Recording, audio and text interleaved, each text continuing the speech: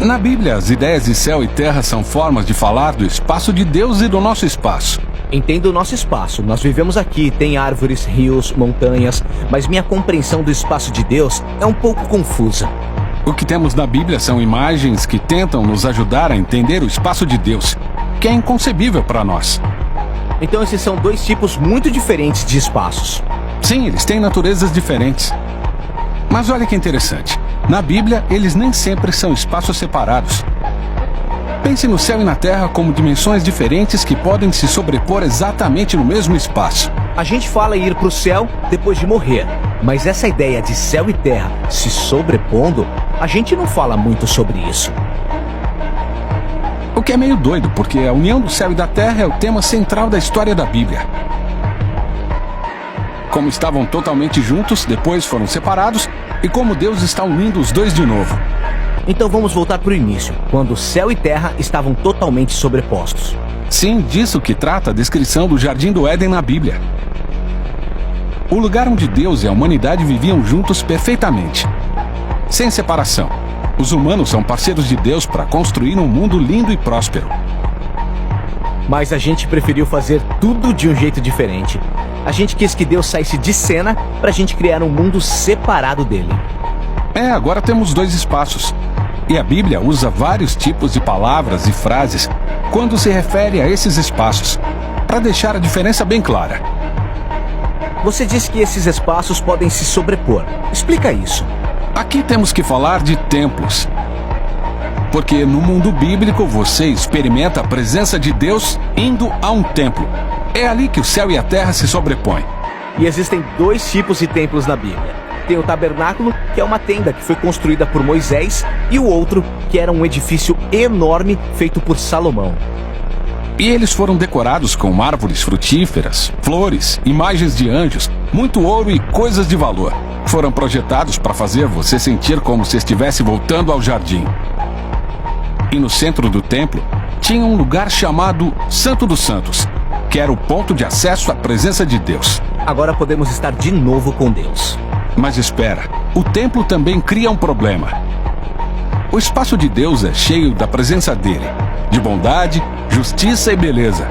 Mas o espaço humano é cheio de pecado, injustiça e do horror que resulta disso. Então como esses espaços se juntam, se são tão diferentes e estão em conflito? Isso era resolvido através do sacrifício de animais. É um pouco estranho. O que os sacrifícios de animais têm a ver com isso? Bom, a ideia é a seguinte. O sacrifício de animais, de alguma forma, absorvia o pecado quando o animal morria no seu lugar. E isso cria um ambiente limpo, onde você está livre para entrar no templo e estar na presença de Deus. Então, se eu sou israelita e moro em Jerusalém, talvez eu consiga estar na presença de Deus. Mas você disse que a história da Bíblia fala de todo o céu e terra juntos de novo? Isso. Então temos que continuar na história até Jesus, no Novo Testamento. No Evangelho de João, ouvimos essa afirmação de que Deus se tornou humano em Jesus e habitou entre nós. Essa palavra habitar é bem interessante. Significa literalmente que ele montou um tabernáculo entre nós. Então o que João está afirmando aqui é que Jesus é um templo. Agora ele é o lugar onde o céu e a terra se juntam. Mas Jesus escolhe não ficar nesse espaço seguro e limpo. Ele anda por toda parte com pecadores. Ele cura as doenças das pessoas e perdoa seus pecados.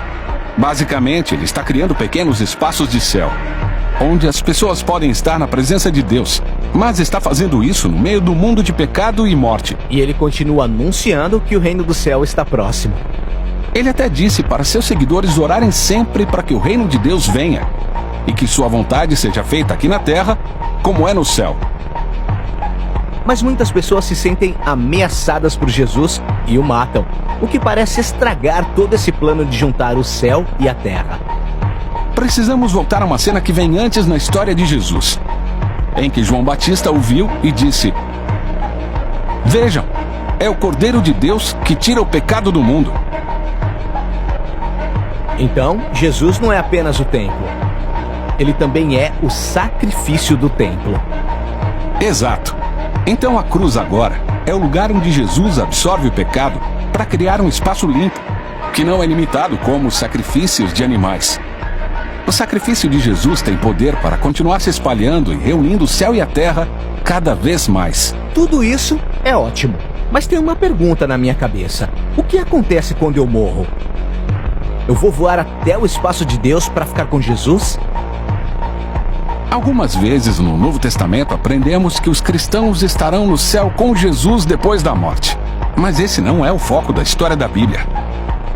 O foco é como o céu e terra estão sendo unidos através de Jesus, estarão totalmente unidos um dia, quando ele voltar.